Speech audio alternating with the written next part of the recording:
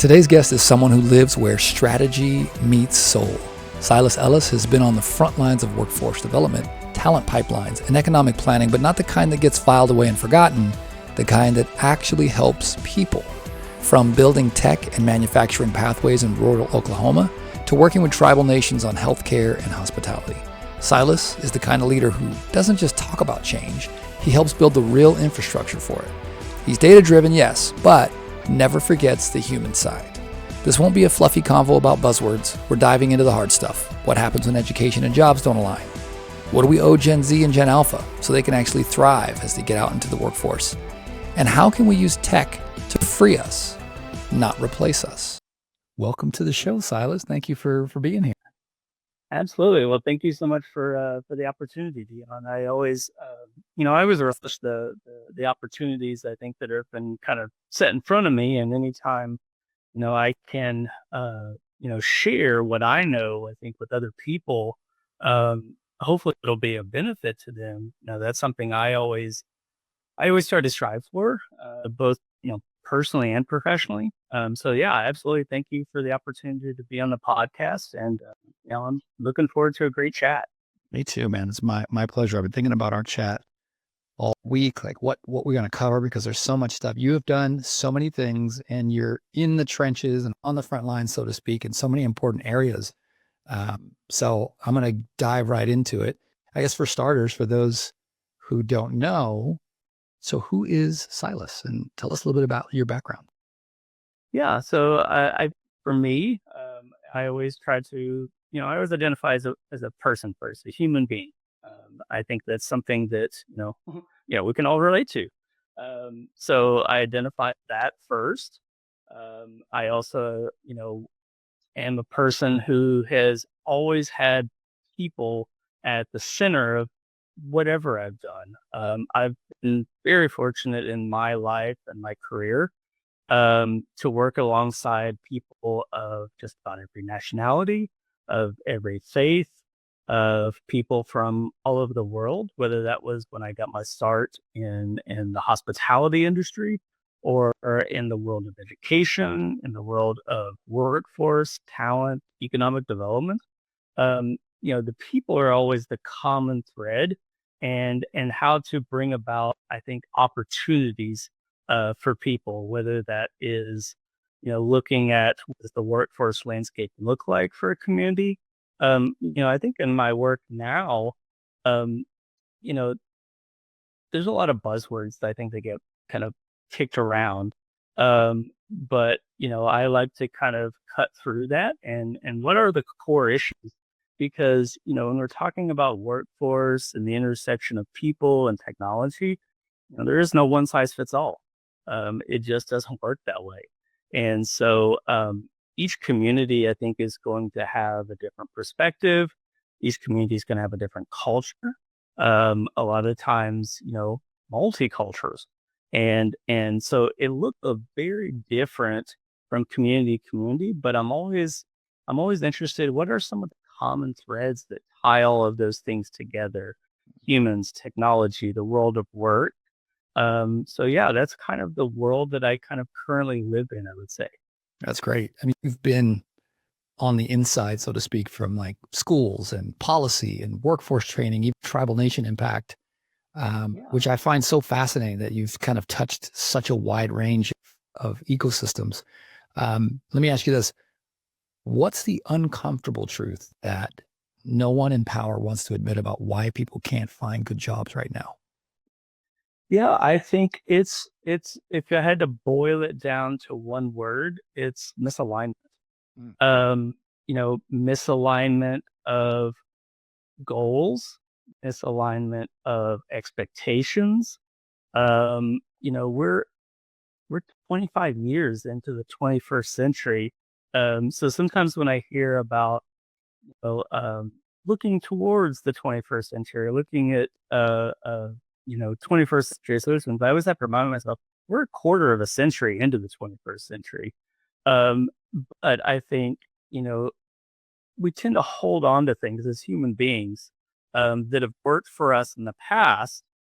It's kind of just how the human brain operates. But I would say if I had to boil it down to one thing, it is misalignment, and misalignment of, generational expectations, misalignment of communications, misalignment of how best to utilize the technology that we have at our fingertips, but also the technology that is coming down, coming down the pipe, so to speak, and how to align all of those things. But yeah, I would say, just the word misalignment is the thing that always kind of pops into my brain, and it's a common thread I see from community to community, state to state, sometimes even nation to nation. There are those common things. And the most common thing of all is just that misalignment. That's great. That makes a lot of sense to me. What I like about the way you frame that is it doesn't like vilify anybody. It's not like there's some villain doing something nefarious here. It's just we have to figure out how to bridge the gap. How do we align these outcomes that everybody wants? I would love to hear what you think some of that alignment would look like. Like, what would you do to bring all the different players into alignment? Yeah, I think utilizing people first and tech second is kind of how I approach those things. I think at the end of the day, the best starting point for this is just having a conversation, figuring out, utilizing tech, I think sometimes to figure out, well, who are the players in all of this? I mean, at the end of the day, it is everybody, but who are those kind of decision makers that can help to kind of rectify some of this misalignment that we see just kind of across the board, Yeah. and getting them in a room and getting them to have a conversation with one another. Yeah. I think it sounds deceptively simple, but in this type of work, you see a lot of siloing, and people staying within their bubble and their comfort zone, going with what has traditionally worked. But I think one of the things we're kind of faced with, and one of the hard truths is not everything that's worked in the past is going to work going forward. There's certainly stuff that, worked 20, 30 years ago, 40 years ago, that just doesn't work anymore.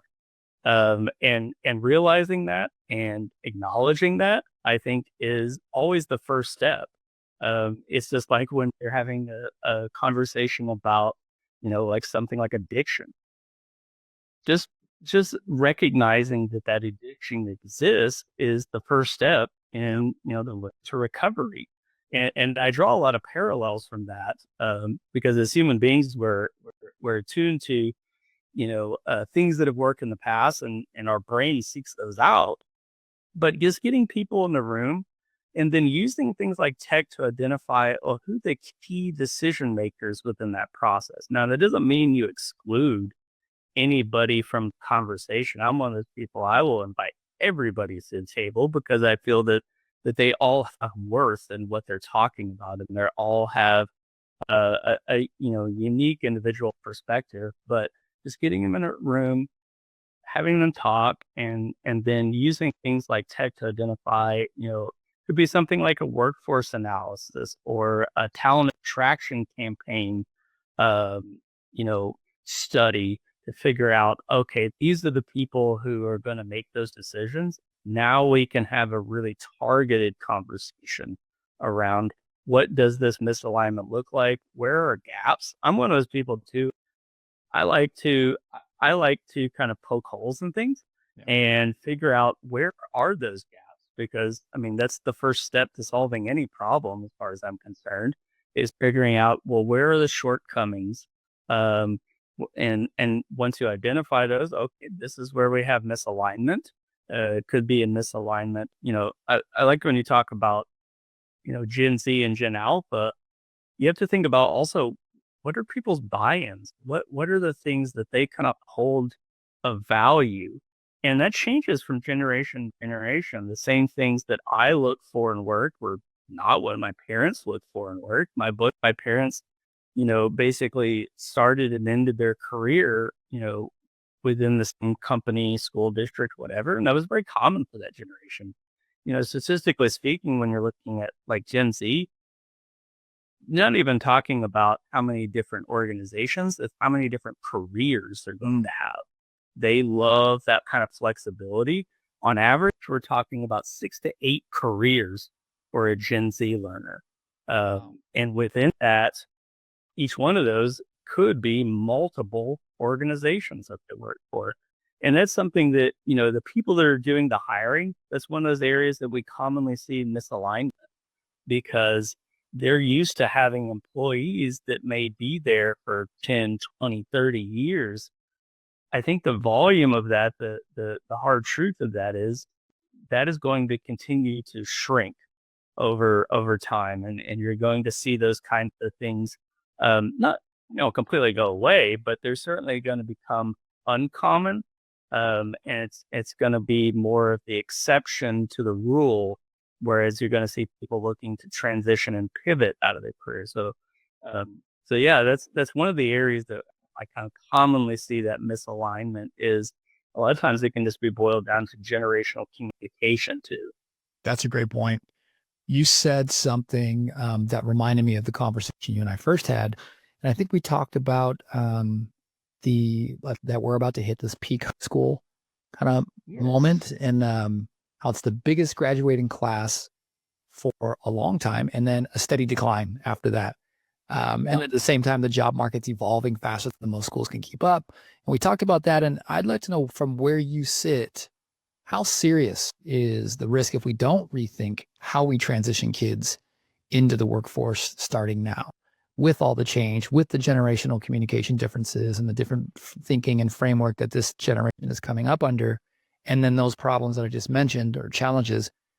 How big of a deal is that, and what should we start thinking about? Yeah, I mean, I think, the truth is it is 2025, from all the data that we're seeing, and when we're looking at things like population statistics, no, that's something the average person probably not willing to bother to look up unless you follow down an internet wormhole late at night. But the class of 2025 is what we call peak high school, and so from here on out, for the foreseeable future, more than likely my lifetime, um, on average, high school classes will continue to get smaller. Now, that there could be, areas where that decline is more pronounced than others. That's when you're going to get into the nuances of a state, a region, a community. Um, you also look at things like migration patterns. Where are people moving to? I think the pandemic showed us one thing, very interesting, that it kind of really did alter these migration patterns, um, where you saw a lot of influx coming in, let's say from the coast, into Heartland America, Central America, um, that kind of center part of the United States. There were the kind of these interesting migration patterns that happen. But yeah, it is something that I think every community needs to look at, and really needs to be prepared for. I'm one of those people that I always feel like, you know, knowledge is power. And I think, just burying your head in the sand is not going to fix anything. It rarely has, I guess, unless you're an ostrich, possibly. But it's no way to approach a problem. You have to acknowledge the problem, you have to speak it into existence, and then you have to start looking at what are the solutions to that. Yeah. Because after peak high school, you're going to see things like peak college. I think it's not just public and private and K-12 institutions that have to worry about this, but it's also higher education, trade and vocational school. That's something I think everybody has to worry about. Um, because if we don't, we risk losing, even more labor force participation, and seeing those declines and those kind of shocks that are coming from the community. And coupled with that, I wanted to say too, 2025 is kind of what we call peak high school. And then in 2030, if all the data continues to track, we will see what we call our kind of first big talent cliff of the 21st century, which is where you'll see the kind of last kind of mass exodus out of the workforce of the remaining baby boomer generation that is still currently out in the workforce. Some of them would have already retired by now, but the pandemic's kind of, reset and kind of reframed some of those timelines when people were planning on exiting the workforce and into retirement. But so we've kind of got this kind of 5-year gap in between 2025 and 2030, where I think a lot of communities, a lot of stakeholders, a lot of people in the workforce, education, economic development are going to need to do a lot of planning about how to mitigate those risks. I mean, it's coming for all of us, but it doesn't mean we have to be afraid of it. It doesn't mean we don't have to have those kind of hard conversations. Some communities are going to have to look at things like attracting talent. Talent attraction is a big business now, and so some communities are going to have to look at those kinds of things and have those kinds of hard conversations. And we may not be producing enough graduates or people with certain skill sets to be able to fuel the economic and workforce development that needs to come into the area to really bring about that kind of change. Also, you need to look at things like when we're looking at actual jobs, what are the automation risks of that? Yeah, there will be some jobs that are automated out just through advancements in technology. But again, I think don't coming at it from a place of fear, but looking at those things as a way to almost liberate people to use higher order thinking. And that's the way I always frame technology when we're talking about in the workplace. Just because I've seen that in my own work, in my own life, as somebody who is, part of the neurodivergent community, I think that technology has liberated me and lots of other people in that community to really excel and, remove some of those barriers. But when we're looking at those things, when we're looking at specific job skill sets, those skill sets are going to change, and we need to be able to kind of adapt with that change that's coming in, so that we're as prepared as we possibly can be. That was a big takeaway from our first phone call. When you said as a liberator, not a replacer. I love that line. I think it's critical. I think most people still hear automation and think job loss. They hear AI and they think job loss. And from your perspective, what does using tech as a liberator look like? Like in like practically, how does somebody who might be a decision maker, a teacher, a parent, administrator, looking at, oh my goodness, all this tech is coming so fast, this AI is taking over. How do I prepare my team, my organization, my students for this so that it's empowering, not replacing? Yeah, I think the best thing I've ever heard, and I've heard this from people that kind of work on the front lines of this type of technology. It's a kind of a common phrase to them, but it was new to me. Kind of using this philosophy that they call the human in the loop approach, and to me, that also goes back to kind of one of my core values is keeping people at the center of all of this. Yes, we have all this wonderful tech around us, but never forget that technology is not a replacement for a human being. I don't ever foresee that. But in a practical sense, things like helping you automate your calendar at work, helping you to, if you're an educator, helping you write lesson plans, helping you build a framework for how you're going to grade your students. I saw a really cool demonstration not too long ago where they kind of proposed the theory that one of the ways that we can grade students in kind of this new AI landscape is to actually grade them on their prompt thread. So just going by if they get the correct answer is, it's probably not going to work with a lot of this emerging technology, but what can we do to still show those higher order thought processes, which is something I hear from employers all the time. We need people that, have good work ethic, but also have skills as having that higher order thinking, people that can problem solve, they can come up with creative solutions. And so that was kind of a cool framework I saw about, that kind of makes sense. I guess, former educator, I probably had a little more insight than some other people, but I thought it was an interesting way of, not dismissing the tech that's out there or again, being afraid of it, but like, okay, let's just look at it from a different lens and let's do something instead of just grading on somebody got the right or wrong answer. Because a lot of generative AI can do that for you.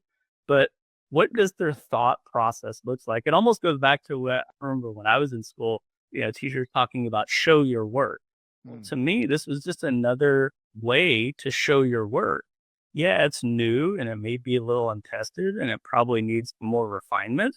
But I thought that was a very interesting approach, and it was coming from an educator, looking to implement that in a higher education institution as a way to be able to judge whether a student understands the concept. I think kind of not gone, but definitely the days of just coming up and regurgitating the right answer is just not going to work. And that's again one of those areas I think of misalignment. But if somebody can do some prompt generation and they can show their thought process through that, I thought that was one of the really kind of best ways I can say to kind of reframe that for the work for the world of education, and then helping you automate things like your inbox. A lot of it is stuff that I call the stuff you don't want to do, kind of those kind of repetitive, non-higher order thinking tasks that a lot of like washing the dishes. like washing the dishes. Can we replace that one? Yeah, absolutely. And to me, it's no different. It just kind of takes that looking at it from that perspective. Would you rather wash your dishes by hand, or would you rather have a dishwasher that helps you to free you up to do something else? Absolutely. If you're an employer, that means, if you're, let's say, in HR, it allows you to go and have a check in with another employee that may be struggling at work. Or if you're an educator, that allows you to spend some extra time with a student who may have a barrier, or may be struggling on a certain topic or subject or whatever it may be. Like if you work in a manufacturing facility, that may give you an opportunity, maybe as a supervisor to go check and are things running well in our quality assurance department. And so again, not being afraid of the tech and leaning into it, and just finding those ways to liberate people from those kind of tasks that they just don't like to do, those kind of mundane, everyday things that, for somebody like me who's been out in the workforce for, 27 years at this point, you know, when I found out there was technology that could do those things for me, I guess I probably gravitated more easily than some other people. But I'm one of those people that's also, it's never too late to look at those kinds of things. I just want people to have that information so that they can do their own investigating and they can figure out what works for them. Does that mean email automation? Does that mean helping me use things like generative AI to come up with a new employee survey, or does that mean it helps me build a lesson plan? All of those things I think that I've really filter into the world of work, and we're talking about workforce development. Yeah, I think that's a great framing for people to consider how they can implement tech into their world. If we zoom in on your specific environment and what you do sort of on a day-to-day, how do you use technology, whether it's automation or digital systems, AI, whatever? What are you testing? What are you working on? Where are maybe some friction points you're brushing up against as you experiment and implement? Yeah, I would say I kind of started simple. I kind of follow this philosophy, and this was something I remember from a non-electrical culture class I took years and years ago, and they talked about some of the we covered all the major world religions and world philosophies, and one thing that always kind of stuck with me that I think rings true for this was there was a saying attributed to Siddhartha Gautama, which was the Buddha, that says the journey of 1,000 miles begins with a single step. And so I always say start small, take that single step and look at something like, maybe some auto replies while I'm working. So just taking those little small steps Mm. leads you on that kind of journey. So for me, it started out with, some auto email replies that kind of blossomed into, okay, well, I need to come up with what we call in the business RFP, request for proposal. And so I said, okay, I'm going to try out some generative AI tools to help me come up with that. I know I kind of came up with what are the big points that I wanted, but how do I get it in the format I wanted to instead of spending, 2 or 3 hours developing that, fed it into a generative AI system, and I got it in 30 minutes and That's it was ready to fantastic. go. I had it looked over by a couple people and said, "Hey, what do you think? I want you to poke holes in this." And a lot of it is also going to be experimentation because again, it's not a one size fits all. You're going to have to figure out what works best for you and your team and your organization. And so I think this kind of shifting your mindset where you don't have to worry about, oh, I need to implement all of this within X number of time. No, Yeah. just start small, take one little step.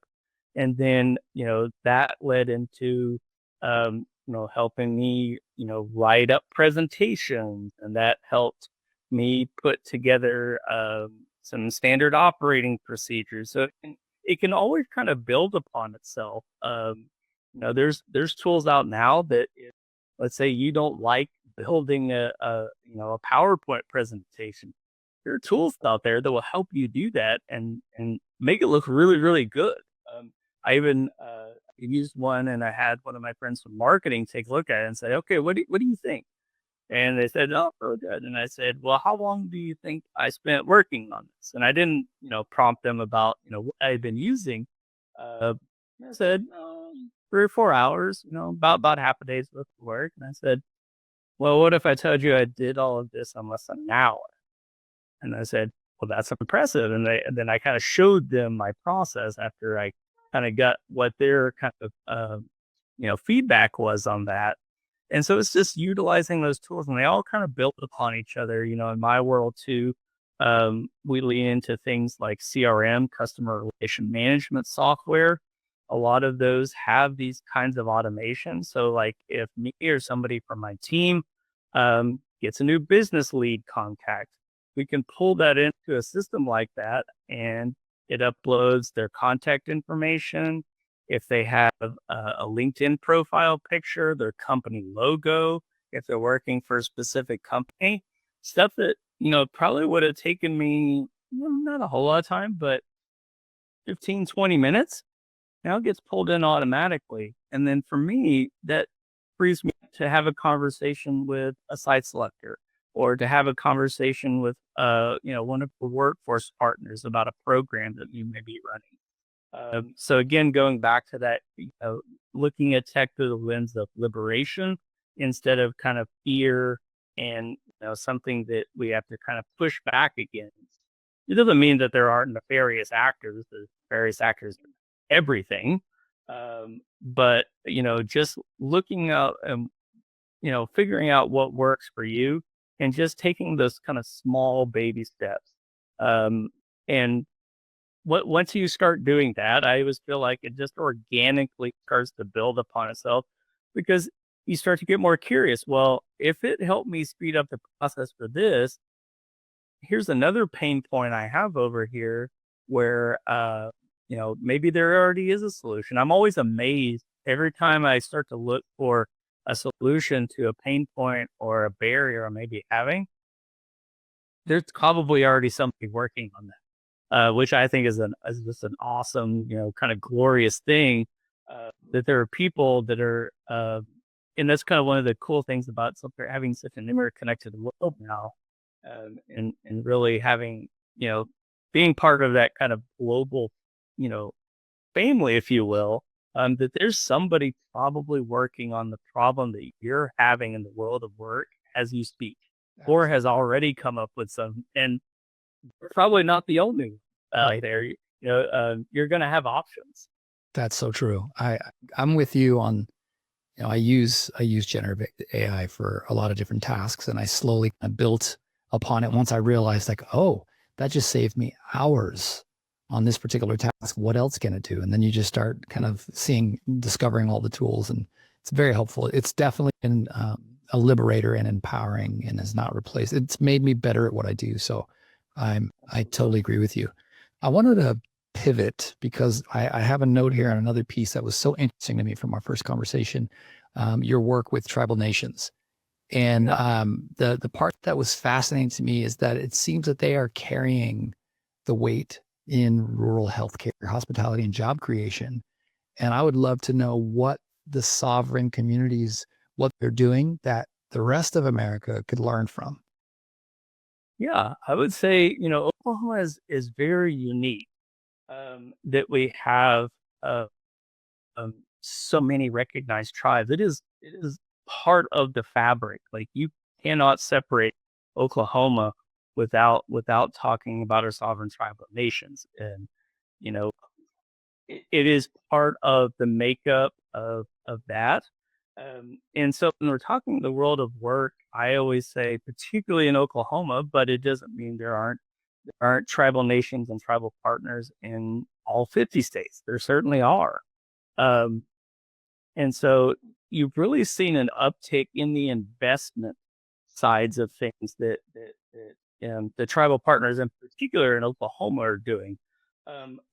Oklahoma's not unique in the fact that we've seen such a decline in healthcare service, kind of across, particularly rural America. I think that particularly. Um, it doesn't mean urban environments also don't have their challenges when it comes to healthcare, but sometimes you would see a healthcare provider actually just fully exit a community or region. You've seen a lot of kind of merger and acquisition of healthcare, kind of across the board in the United States. And one thing I think that's been really kind of, I think for me, cool to witness is how these tribal partners and how these sovereign nations have really, really stepped up. They've really kind of stepped up to the plate, because they operate maybe a little differently than we're used to as a government. At the end of the day, they operate just like a federal government, just on a different scale. And so, they're always looking out for their citizens. There's kind of that philosophy in tribal communities that a rising tide raises all ships. If I had to come up with, maybe one phrase, it kind of sums up the way they kind of think and approach things and approach problems and gaps in particular. And so, with the exit of a lot of those healthcare providers out of these rural communities or communities that are maybe in an exurb kind of environment, you've seen them come in and do a heavy investment in the physical infrastructure of healthcare. So that's actually building hospitals, or it could be a landing pad for a medical helicopter. Um, on the infrastructure side too, also working with county governments, working hand in hand and saying, hey, where are some of the challenges that you guys are facing? Your county is part of our tribe and our sovereign nation. How can we kind of step up and help you on things like roads and bridges? The things that uh may not be the coolest things in the world or the most innovative, but are an absolute necessity, especially when you're talking about rural or exurb environments, or communities that may be on with the fringes of an MFA. Um, and so they've really kind of stepped up here and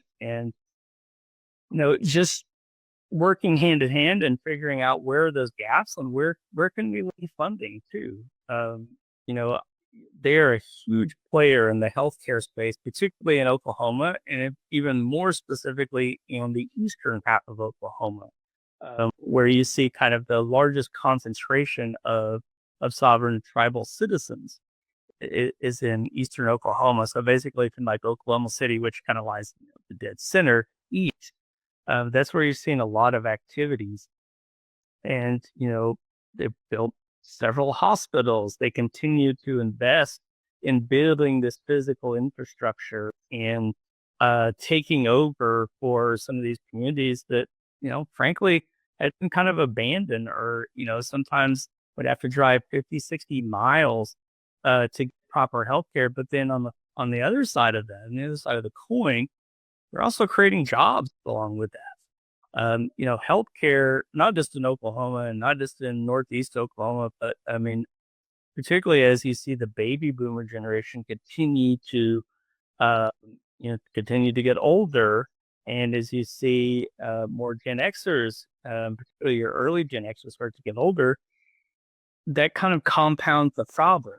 And so having those tribal partners, um, and a lot of times, just recognizing that they're there, that they're a resource, and that they, at the end of the day, want to be part of the solution. They want to be there to, not only help their citizens, but the communities in which their citizens, live and reside and, work and play. They want to better those kinds of things.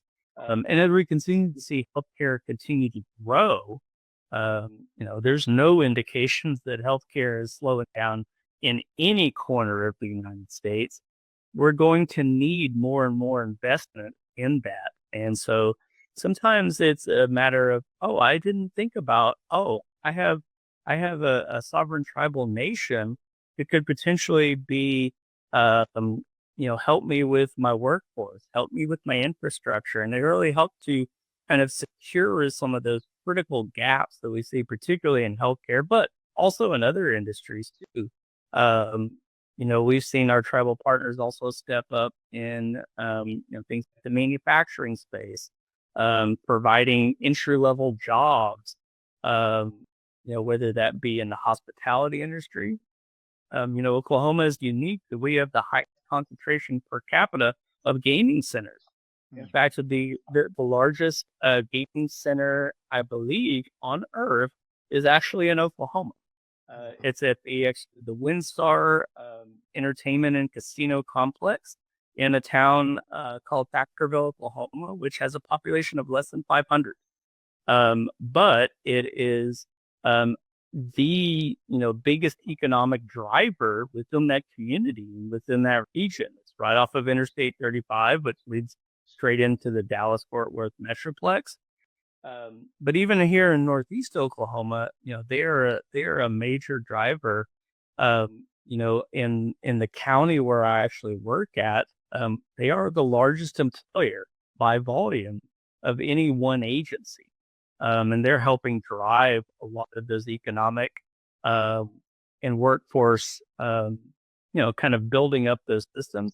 And they want to have a seat at the table just like anybody else. Sure. And I always argue, they deserve to have a seat at the table. They bring,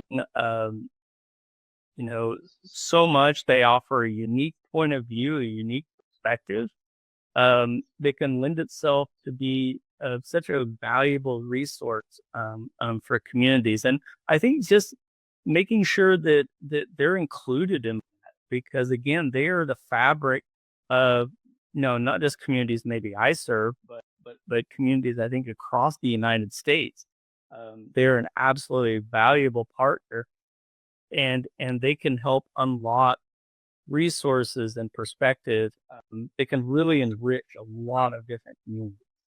You said, it's clear to me that you have a personal alignment with the way that tribal nations do things, because it sounds to me like they are people first, they are worker dignity, citizen-minded. How do we impact the community? And it seems like that's sort of part of the DNA of how you look at things also, like human first solutions. Absolutely.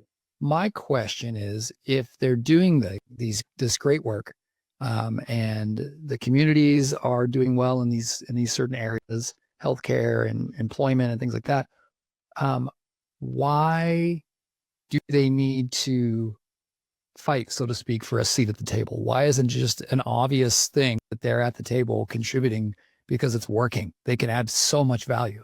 What is that resistance? I think the resistance, when we're talking the world of policy or anything like that, it's sometimes it's a matter of control. There are, um, there's, like I said, there's always going to be kind of differing point of views. Um, you know, there are people who are all for having tribal members, have that seat at the table. But I think with anything, there's going to be some resistance. So we're back From to misalignment. Yeah, exactly. We're exactly back to misalignment. And I think when, you know, you do have them at the tables, even if it's somebody who may not be completely on board and just listening. I'm one of those people, I always believe, listen twice as much as you speak. There's a reason I have 2 ears and one mouth. And so, just doing some active listening and, hearing what they have to say, hearing what they can offer, hearing um, how they can enrich the communities that they're already in. They've always been here. And I think slowly over time, we've seen them more and more incorporated into that, particularly in Northeast Oklahoma. And so, I think again, it's just misalignment. It could be people's unconscious bias sometimes. And I think, recognizing that some people have unconscious bias. We all have unconscious bias. Yeah. I'm kind of a firm believer in that. But I think just recognizing like, oh, this is why that. But I think just doing some active listening and seeing where there's potentials for partners. Does it mean we have to see eye to eye on everything? No. And it's perfectly okay. I think sometimes when people are looking about, having all these different players, they kind of come in sometimes with the misalignment, the misconception that we have to agree on everything. No, it's okay to respectfully disagree on certain things. But I think not dwelling on that, not dwelling on what separates us, but focusing more on what unites us. What are the common causes that we can all rally around, so that we can, again, uplift our citizens, and uplift our communities, and show them that they have all these wonderful people that are already here. It's just a matter of making sure that the seat at the table, make sure they feel valued, make sure they feel activated, and making sure they feel empowered. Um, I think when people feel that empowerment, it can remove so many kind of what I call perceived barriers that may be in the way. Sometimes this is just a mental block. Um, but I think once you start to recognize where there is misalignment, and then not focusing on that, but focusing first on what can we do, together. What are the things that we do have in common? And I think once you have that conversation or conversations, it becomes exponentially easier to kind of get over some of the differences that we may have. I totally agree. I think that's a fantastic point. I mean, it comes back to being human centered and focused on listening. I love the listening component. I think that's critical for no matter what industry you're in. I'd like to try something kind of fun here, like a little rapid fire, see what just comes to mind. What's something big or small that gives you hope right now? Something that gives me hope is just seeing, I think, and this was kind of small, maybe micro, but in a way, I think it's something big. It was somebody that I knew who had recently got laid off from an industry that's booming, and them worrying about where they were going to land next. And I had a conversation, and I said, "Well, with your skill sets, you could go here, here, here." And I point blank said to him, "It's not a matter of if you're going to land somewhere, it's where do you want to go?" And I think once that light bulb went off in their head about, oh, I have options because I have these skill sets, and these skill sets are in demand, that I, they basically realized, oh, I can pick and choose where I want to go to. And that, in the grand scheme of things, that may have been small, so to speak, but it was profound. And so I think for me, that was one of the coolest kind of wins that I've seen kind of recently. That's powerful. If every high school senior in the country was listening right now, what's one thing you'd want to burn into their brain before they graduate? I would say just the art of conversation, which is, it can be called networking. You can call it whatever you want. But just the art of conversation, learning how to talk to people, and realizing when you're going out into the world of work, whether it's an internship, at the end of the day, it's just a conversation between people. And I think when you frame it that way, it helps to kind of dissolve some of those, either barriers or perceived barriers that are there. But just practice talking to one another. If you don't feel comfortable talking with an employer, do it with your friend first. If you want to hop on a Zoom call and do it with your friend, if you want to sit outside if the weather's nice and just have a conversation around that. You may feel kind of silly at first, but that art of conversation helps to, I think, break down so many barriers for people that are looking to, they're graduated, they're looking to enter the workforce. It's just that art of conversation, just having a chat with somebody. It may sound trite and simple, but it is profoundly powerful. And you can overcome so many barriers and you can unlock so many opportunities by just having a simple conversation with somebody. Great advice. What would you say to policymaker, decision maker involved in the industry, whether it's education or economic development or workforce development, that you would hope that they leave this episode thinking about? Just something to maybe broaden their perspective a bit as they go back to their respective jobs and try to make an impact. Yeah, absolutely. I think, when you get into that realm, you tend to enter the mind frame, and rightly so. Usually it is part of your job to look at things from what I call kind of a 30,000 point of view. But never forget to go down from the macro down to the micro. So, if you're a policymaker, making sure you're touching base with your constituents. And if you're an economic developer, making sure you're having a conversation with a Main Street employer, making sure that they have all the information that they need so that they can be empowered to make those decisions. And I think if you're a policymaker or a public leader, a public servant, an economic developer, and you're used to that point of view, never forget that point of view. At the end of the day, it boils down to a person.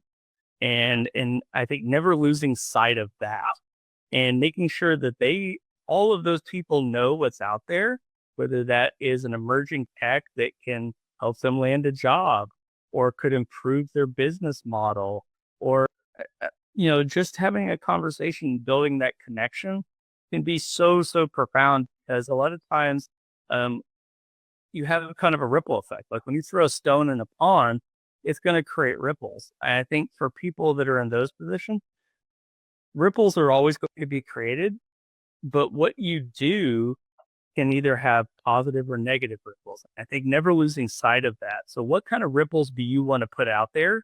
Do you want to put out something that's going to spread positivity and knowledge and advancement? Or are you going to put out ripples that are going to slow progress or hinder somebody or create unnecessary barriers? So always just being conscious of what you put out there in the universe and realizing at the end of the day, it is about people. And even though you're used to looking of it way up here, never forget that affects, all the way down to the ground level.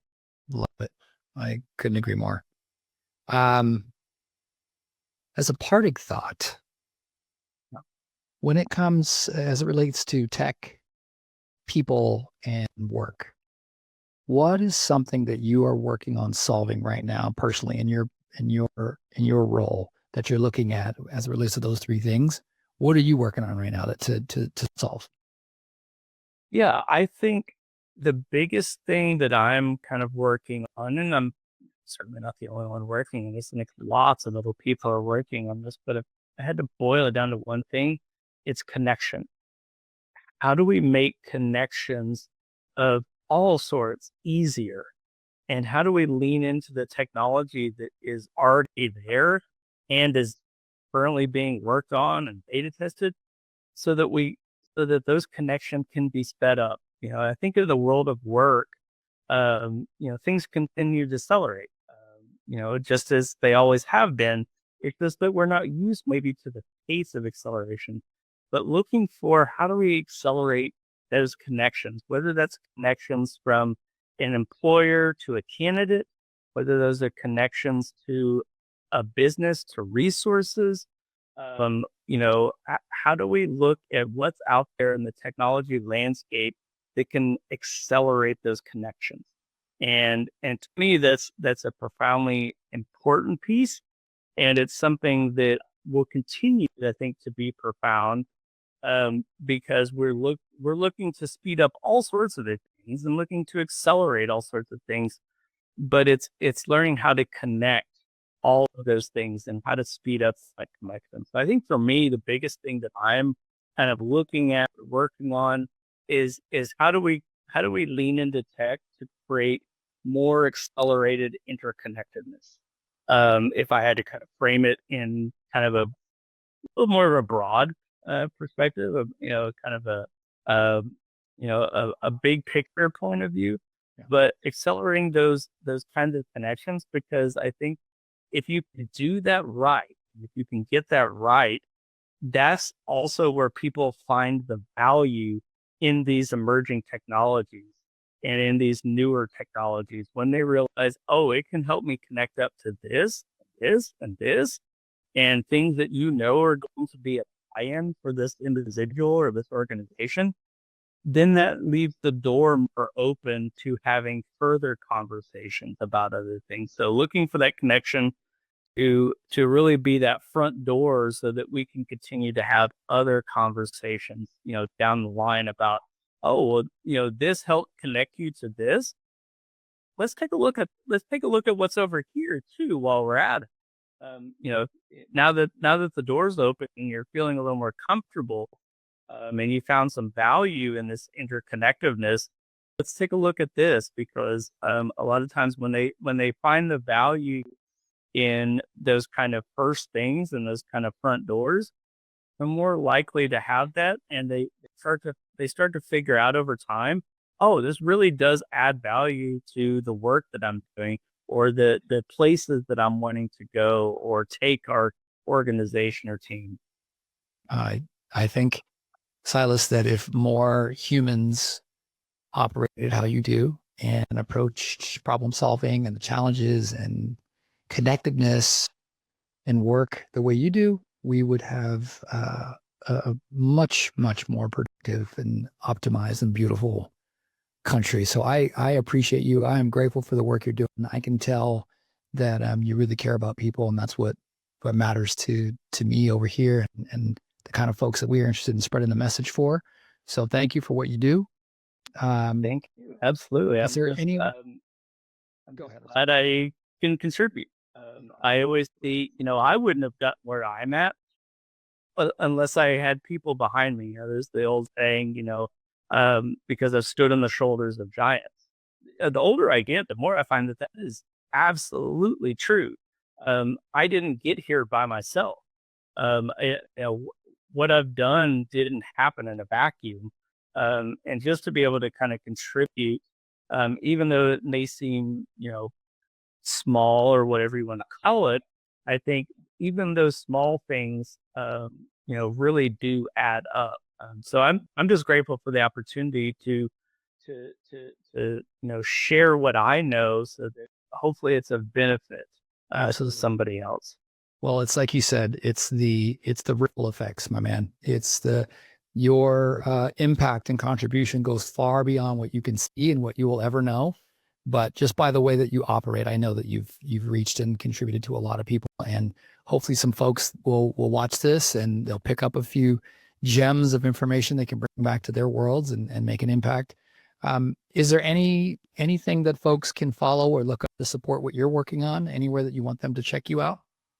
Yeah, I would say probably the easiest place to check me out is LinkedIn. I've kind of used LinkedIn as my kind of preferred platform. In fact, over the pandemic, when I had some extra time to do some introspection, I found that that was the most valuable one for me, and it's kind of the route that I've kind of chosen.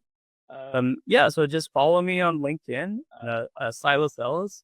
If you want to kind of you know keep about what I'm kind of working on or ideas. I'm one of the people, I like to publish articles and make sure I'm sharing all of those resources that are around me, whether I've produced them or other people produce them. I always love to give people flowers, about sharing their work because I know there's just a lot of people working on this. And again, nothing happens in a vacuum. So anytime I can, share, contribute, point you in the right direction. But yeah, so if you want to just follow me on LinkedIn, that is probably the easiest place to reach out to me. I check my LinkedIn multiple times a day. I try not to be obsessed with it, but if you have any questions, feel free to reach out to me on there. Shoot me a DM. I will be more than happy to share. If I'm not the person, I will do my darndest to point you in the right direction of who that person is. Perfect. There you have it. I will post a link also underneath this in the description for folks to check you out. Thank you so much for your time. I really appreciate you. I learned a lot today, and let's do this again down the line. Absolutely. Thank you so much, Dion. It's been a pleasure, and I'm just grateful for the opportunity. My pleasure. Thank you for watching. If you enjoyed the episode, do me a huge favor and subscribe. Leave some comments below or some feedback so that I can continue to improve and deliver better content to you guys. I want to provide as much value as I can, but I need to know how it's working or what's not working. So I'd really appreciate that. And if you have an idea for a show or you have a guest you'd love to see, pop them in the comments. I'll do my best to make it happen. I will see you next week. In the meantime, don't get stagnant. Keep shifting.